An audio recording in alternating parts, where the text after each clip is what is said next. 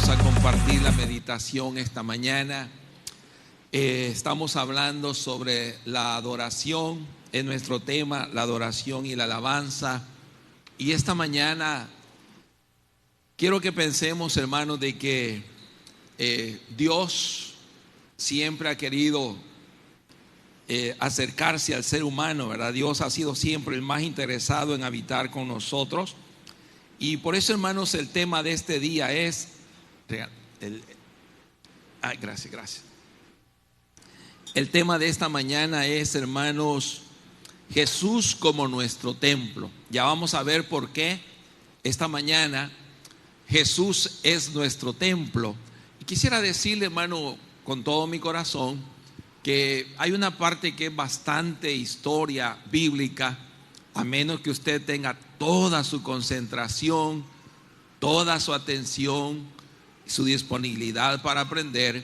A menos que usted no ponga toda su mente y su corazón, se va a perder algunos detalles que después le van a quedar algunas lagunas de por medio. Por eso necesito, hermano, que usted le preste toda su atención al Señor para poder entender esto. Así que el tema es Jesús nuestro templo. Este es el modelo dado por Dios para restaurar nuestra comunión perdida. Fíjese, hermano, que aquí hay un pensamiento clave. Fíjese que dice, ¿me ayuda a leer, por favor, como dice, hermanos? Dios solo puede ser el objeto de nuestro culto si primero es el sujeto que nos da el culto. En otras palabras, hermano, no es como yo quiera hacer el culto, es la forma que Dios dijo, así quiero que me hagan el culto. ¿Estamos aquí? A veces nosotros pensamos que es a mi manera, como yo puedo hacer el culto, pero ya vamos a ver que no. El modelo fue dado por Dios. Mire lo que dice allí en Éxodo 25, 8 al 9. Además, quiero que me construyan un santuario ¿para qué era el santuario, hermanos? Para que yo viva entre ustedes.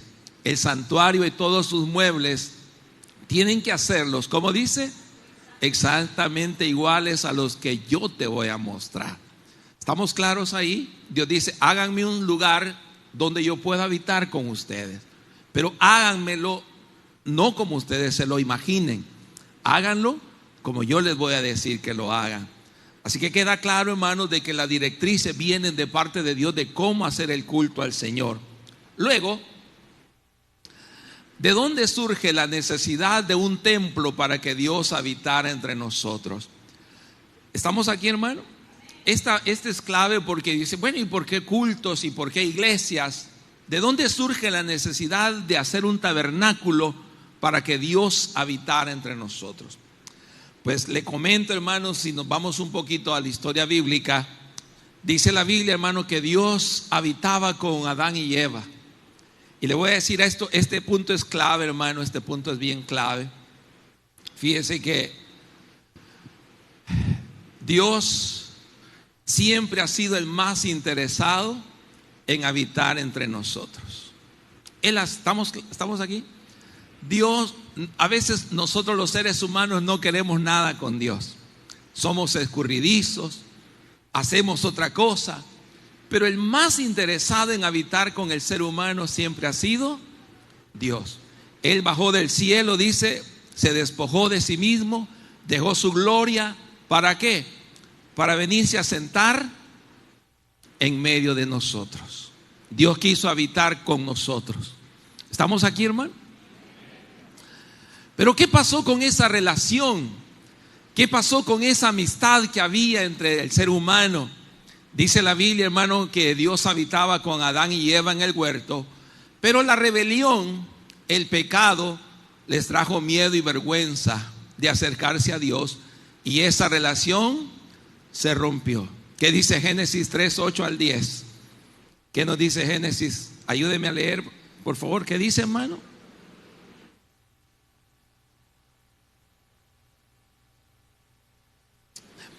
Amén.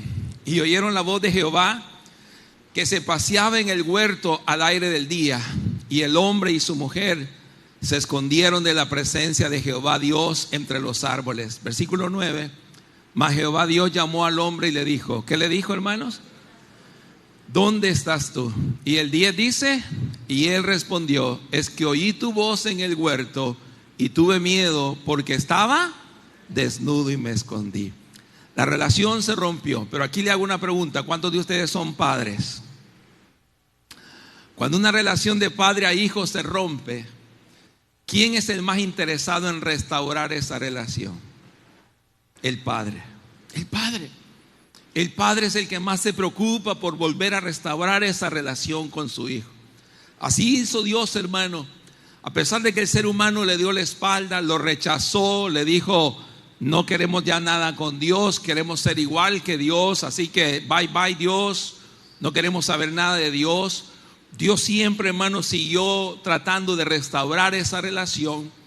Ahí vinieron los altares que hizo Caín y Abel. De eso vamos a hablar en los próximos mensajes. Pero hasta que llegó el momento, hermanos, en que Dios le dio la orden a Moisés de hacerle un tabernáculo. Dios le dijo a Moisés, le dio el diseño y un modelo de un lugar consagrado donde habitar en medio de su pueblo. De acuerdo a los griegos, hermanos, de acuerdo a Platón, el concepto platónico de los griegos era que todo lo que existe aquí en la tierra es una copia, o sea, un boceto, una silueta o una sombra de un mundo real en otro lugar que nosotros no podemos ver. Y en efecto, así dice la palabra de Dios. Dios le dio a Moisés el modelo y el diseño del tabernáculo. ¿Para qué? Porque Dios prometió reunirse, hermanos, aquí a la puerta del tabernáculo. Dios prometió reunirse con su pueblo, para hablar con su pueblo, para mostrarle su gloria y para que le conocieran como a Dios. ¿Estamos aquí? Dios dijo: háganme el tabernáculo, allí me voy a reunir con ustedes, allí les voy a hablar a ustedes, allí ustedes me van a conocer y yo les voy a mostrar mi gloria. Entonces, hermano, basado en ese principio, el primer pacto de Moisés tenía un lugar físico donde reunirse y una liturgia de ordenanzas y normativas para hacer el culto a Dios. Dice Hebreos 9:1, ahora bien, aún el primer pacto tenía ordenanzas de culto y un santuario terrenal. Pero estamos aquí, hermano. A continuación, yo quiero mostrarle qué partes incluía el tabernáculo. La primera parte, hermanos, que es el altar de bronce o el altar del sacrificio. Aquí es donde se quemaban las víctimas, la ofrenda, los corderitos o vacas o palominos o gavillas de trigo. Se quemaban aquí. Era un artefacto de 2.5 metros cuadrados por 1.5 de alto, de madera de acacia, que es la madera de la canela, recubierta de bronce, con una reja de bronce para poner los sacrificios, y tenía cuernos para atar las víctimas. Después, hermanos, estaba esto que se llamaba la fuente de bronce.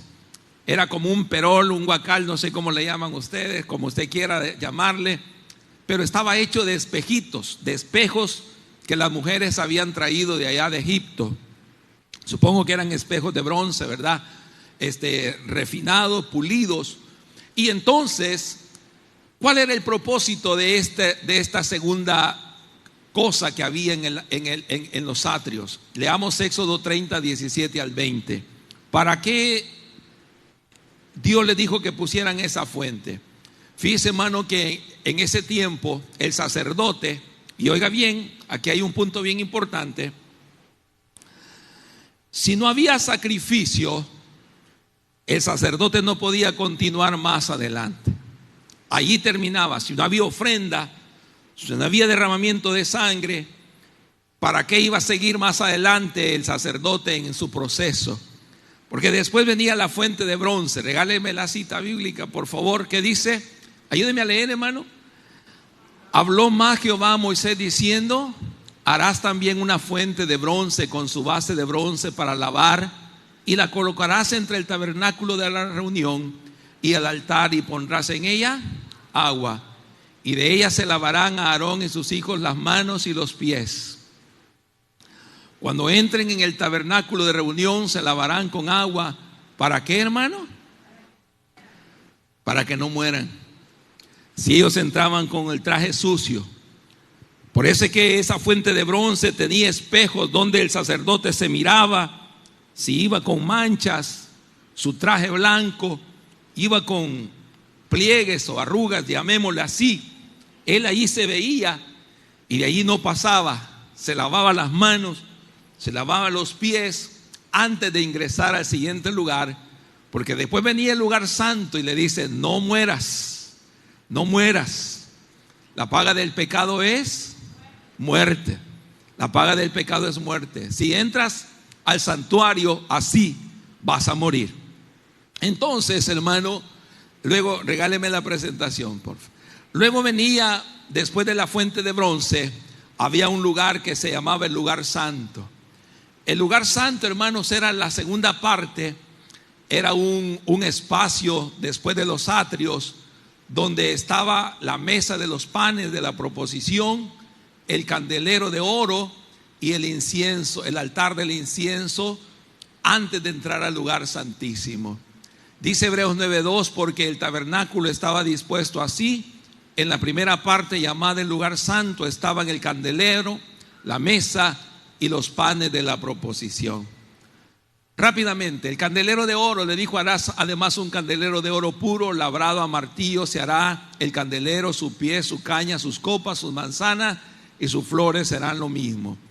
Luego, la mesa de los panes estaba al otro lado de la proposición. Era una mesa de madera de acacia cubierta de oro. Tenía 12 panes colocados cada 8 días en 2 filas de 6 de la harina más pura que hubiera. En Éxodo 25:30 dice: y pondrás sobre la mesa el pan de la proposición delante de mí continuamente. Luego, antes de entrar al lugar santísimo, ¿están conmigo acá, hermano? Aquí estaba el altar de bronce donde se hacía el sacrificio. Aquí estaba la fuente donde se lavaba el sacerdote para no entrar impuro al lugar santo. Después estaba ese espacio cerrado que se llamaba el lugar santo. A mano derecha encontraba la mesa de los panes, a mano izquierda el candelero de oro, y más adelante, justo antes de entrar al lugar santísimo, estaba un artefacto como este de 1.5 de metro cuadrado por 1 metro de alto. Y en este lugar, ahí se ponía el incienso. El incienso generaba una atmósfera aromática antes de poder pasar al lugar más santo, al lugar santísimo, ¿verdad? Entonces, como dice la palabra del Señor, harás asimismo un altar para quemar el incienso de madera de acacia, lo harás. ¿Están conmigo, hermano? Ok, vamos rápido. Luego venía la tercera parte, que era el lugar santísimo. Era como la meta a donde llegar. Era como el punto final. Era como el clímax de la trayectoria del sacerdote. Dice tras Hebreos 9:3-5, tras el segundo velo estaba parte del tabernáculo llamada el lugar santísimo, el cual tenía un incensario de oro. Y el arca del pacto estaba cubierta de oro por todas partes, en la que estaba una urna de oro que contenía maná, la vara de Aarón que reverdeció y las tablas del pacto. Sobre ella estaban los querubines de gloria que cubrían el propiciatorio, de las cuales cosas son tan sublimes que no se puede hablar en detalle ahora. Así que, hermano, el lugar santísimo era un cuarto, llamémoslo así, de 5 metros cuadrados, de 5 metros por cada lado. Estaba hecho de lino blanco que rodeaba la presencia de Dios. Allí en este lugar era donde descendía la gloria del Señor. Era el lugar sublime donde Dios se presentaba en medio de su pueblo. Dice ahí que habían 5 pilares de bronce, sostenían el velo que había delante del lugar santo, que estaba hecho de lino torcido, azul, púrpura y carmesí, con querubines bordados. Aquí tenemos, hermanos, el arca. La cubierta se llamaba el propiciatorio, porque aquí se ponía la sangre del cordero inocente. Y si Dios aceptaba esa ofrenda, hermanos, la gloria de Dios descendía.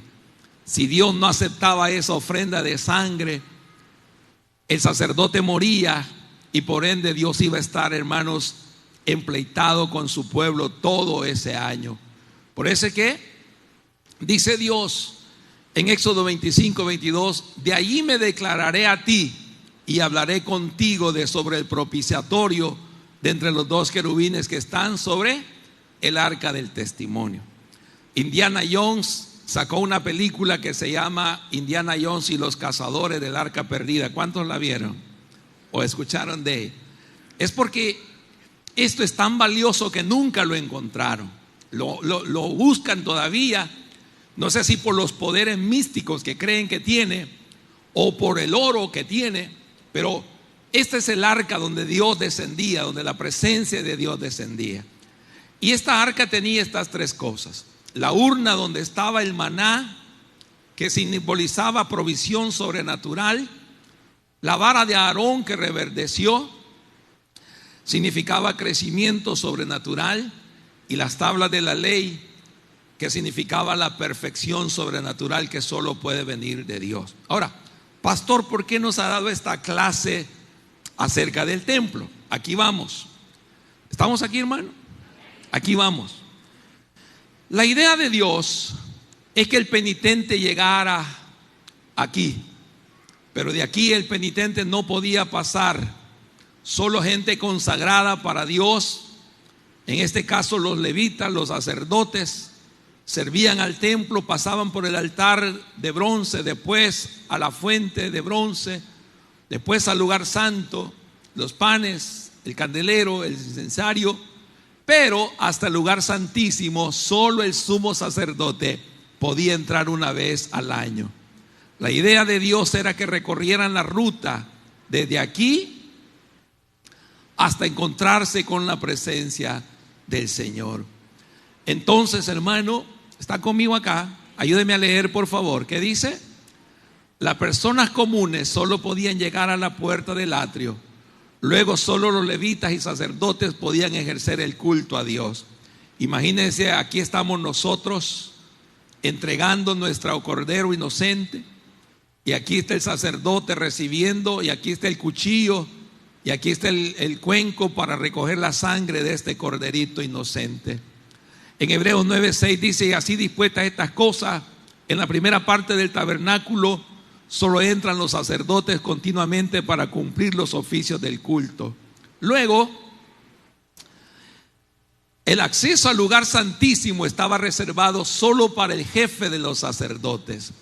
En Hebreos 9:7 dice: pero en la segunda parte, solo el jefe de los sacerdotes, una vez al año, no sin sangre, la cual ofrece por sí mismo y por los pecados de ignorancia del pueblo. Solo el jefe de los sacerdotes podía entrar a la presencia de Dios una vez al año. Pero el Espíritu Santo, por medio del velo, daba a entender que el acceso a la comunión perfecta con Dios estaba vedada, estaba cerrada, solo para el sumo sacerdote cuando entraba en santidad. Antes de entrar al lugar santísimo estaba este velo gruesísimo. Dice Hebreos 9:8, dando el Espíritu Santo a entender con esto que aún no se había manifestado el camino al lugar santísimo, entre tanto que la primera parte del tabernáculo estuviese en pie.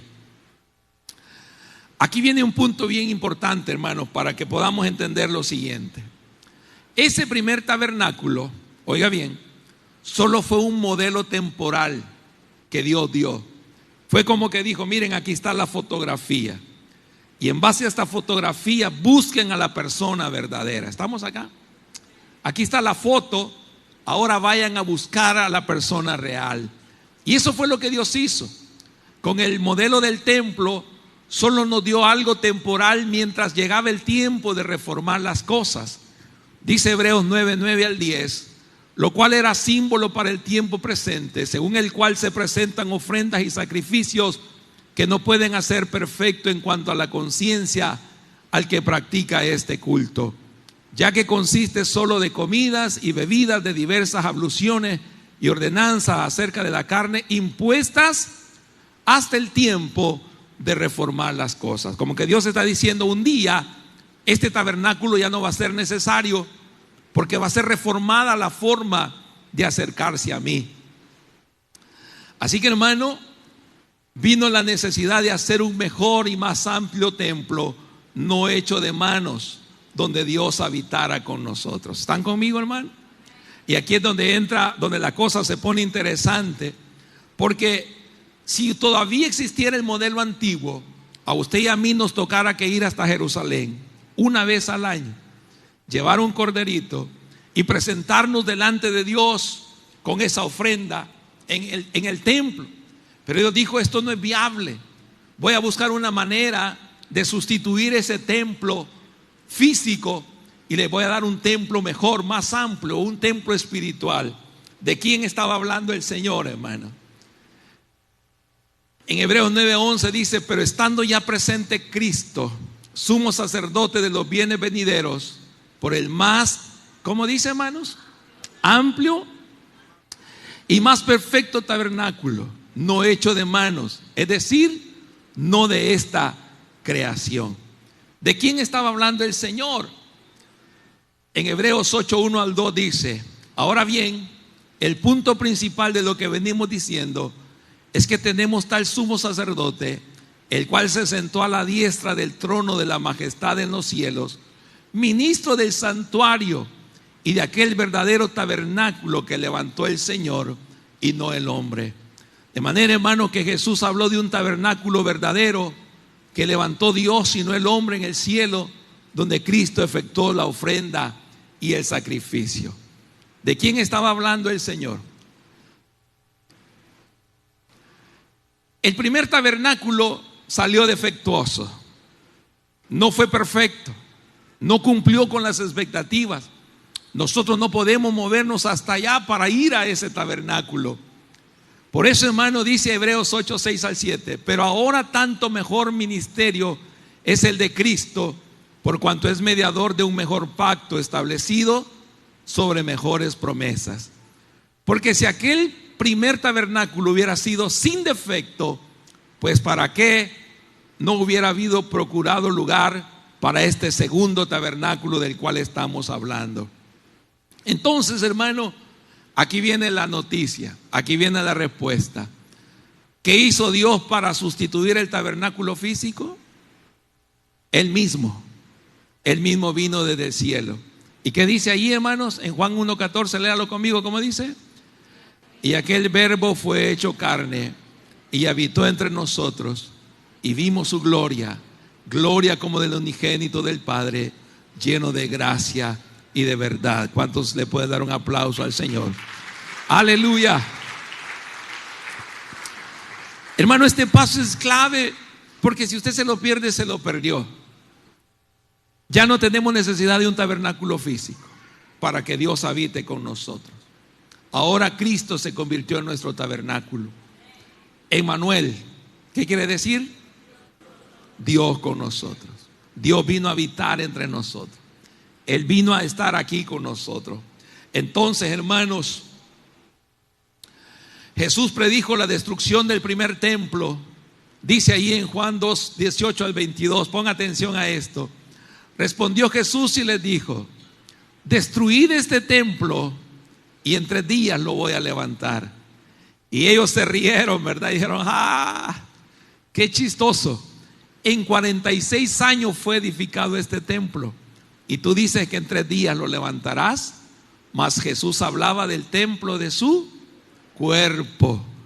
Cuando resucitó de entre los muertos, sus discípulos se acordaron lo que él había dicho. Entonces aquí la idea es comprender, hermanos, cómo es que Jesús es nuestro templo. Y aquí vamos ya aterrizando. Cristo es el templo por medio de quien Dios vino a habitar entre nosotros. Por eso es que ahora podemos decir: Emmanuel, Dios con nosotros. Porque Él vino a habitar aquí en medio de su pueblo. Y solo para que usted tenga una idea, hermano, Jesús representa todas las partes del tabernáculo. Primero, Él es la puerta. Él es el que dijo: yo soy la puerta, y el que por mí entrare será salvo, y entrará y saldrá y hallará pastos. Luego también, hermano, Él es nuestro altar del sacrificio, donde se santifica nuestra ofrenda. ¿Cuál es el mayor? Dijo Jesús, la ofrenda o el altar que santifica la ofrenda. Pues Él es nuestro altar donde ponemos nuestra ofrenda. También, hermanos, Él es nuestra fuente de bronce que nos limpia a través de la palabra. Ayúdeme a leer ahí en Efesios 5, 25 al 27. Ayúdeme a leer, hermano. ¿Cómo dice? Maridos, amad a vuestras mujeres, así como Cristo amó a la iglesia y se entregó a sí mismo por ella, para santificarla, habiéndola purificado en el lavamiento del agua por la palabra, a fin de presentársela a sí mismo, una iglesia gloriosa, que no tuviese mancha, ni arruga, ni cosa semejante, sino que fuese santa y sin mancha. También Jesús, hermano, no solo es nuestra fuente, sino que también es nuestro candelero. Juan 8:12 dice: otra vez Jesús les habló diciendo: yo soy la luz del mundo, y el que me sigue no andará en tinieblas, sino que tendrá la luz de la vida. También, hermano, Jesús es nuestro pan de vida. Imagínense todo lo que recibimos cuando venimos a la casa de Dios. San Juan 6:35 dice: Jesús les dijo: yo soy el pan de vida, y el que a mí viene nunca tendrá hambre, y el que en mí cree no tendrá sed jamás. Y luego, hermanos, Cristo es nuestro altar del incienso, donde ofrecemos las oraciones para acercarnos a Dios.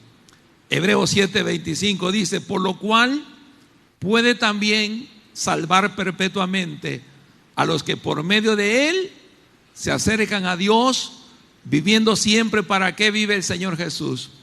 Para interceder por nosotros delante del Padre. Hermano, nadie aquí es perfecto. Ningún culto es perfecto. Si yo en mis propias fuerzas quisiera acercarme a Dios, no puedo. La Biblia dice que hubo un hombre llamado Usa en el tiempo de David, que cuando el arca del pacto iba a caer, porque David la envió en una carreta alada por bueyes, y el arca iba a caer, Usa metió la mano y lo fulminó el Señor en ese momento. Porque no hay quien toque la gloria de Dios y viva.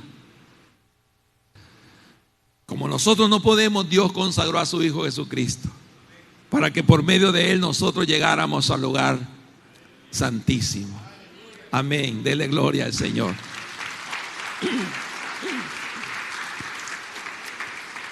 Y aquí, hermanos, ya en el clímax de esta enseñanza esta mañana, y oiga bien lo que le voy a decir esta mañana.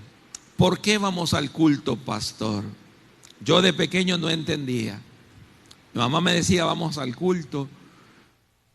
Y yo solo me acuerdo que de pequeñito me usaban de niño Jesús en los dramas. Imagínense que ya Dios me tenía predestinado. Yo era el niño Jesús en los dramas. Pero a la edad de 12 años, pues uno entra en la edad de la malicia. Ya no quería ir a la iglesia. No entendía la razón de los cultos. Gracias a Dios, un día mi mamá me vio que yo no iba a ir al culto. Creo que una semana quizás no había ido, porque antes los cultos eran a diario. Y mi mamá me vio que yo no iba al culto y me dice mi mamá: hijo, ¿no va a ir al culto? Y yo, muy campante, le digo: no, mami, hoy no voy a ir. Al ratito venía esa señora con un palo, hermano, de este tamaño, y me dice: ¿no va a ir al culto? Me dice. Sí, mami, sí, le digo yo, así a las buenas, ahorita me voy. ¿Por qué le cuento esto? Porque muchas veces nosotros no entendemos por qué vamos al culto. ¿Qué vamos a hacer al culto? Qué fastidio, qué aburrido. Obviamente nuestro clima a veces no nos ayuda. El auditorio que tenemos, yo quisiera que fueran butacas. Bueno, se van a dormir más.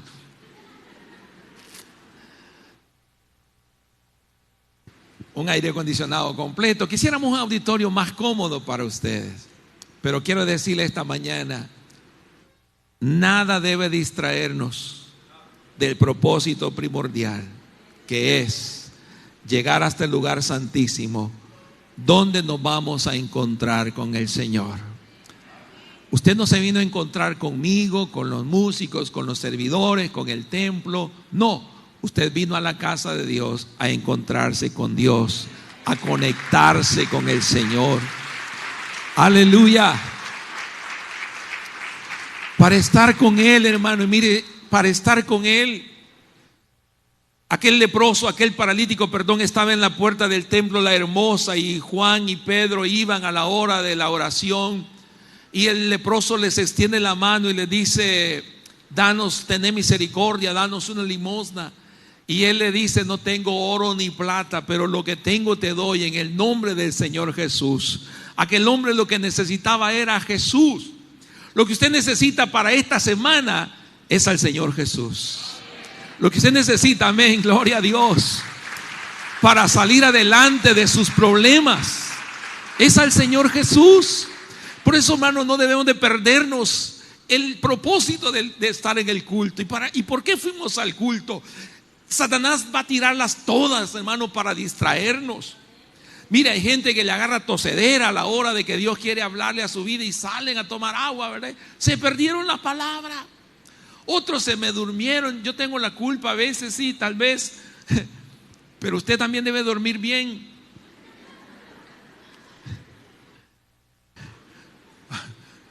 ¿Me entiende? Así que, hermano amado, yo sé que a veces pueden haber distractores. ¿Se acuerdan que el domingo pasado, justo cuando íbamos a empezar la oración, ¡bum!, un bombazo, se fue la luz, se fue la energía? Hay ataques del enemigo. Hay ataques, hay distractores en el culto, y a veces uno por eso no se concentra y pierde el propósito por el cual fue a la casa de Dios. Pero esta mañana Dios quiere decirnos: mira, hijo, yo establecí el culto para habitar con ustedes, para que se conecten conmigo, para que yo pueda estar con ustedes.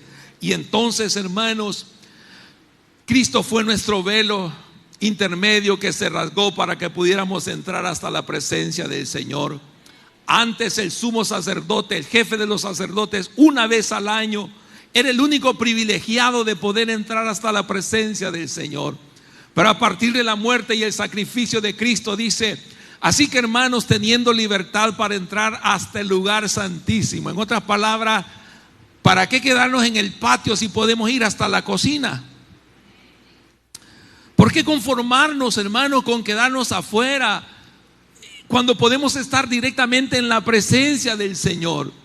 ¿Por qué conformarnos con nada cuando podemos ir hasta donde está el mismo Dios? Dice: así que, hermanos, teniendo libertad para entrar en el lugar santísimo por la sangre de Jesucristo, por el camino nuevo y vivo que Él nos abrió a través del velo. Y esto es de cuando Cristo muere, hermanos, y aquel soldado le atraviesa su costado y sale sangre y agua, Jesucristo dijo: consumado es.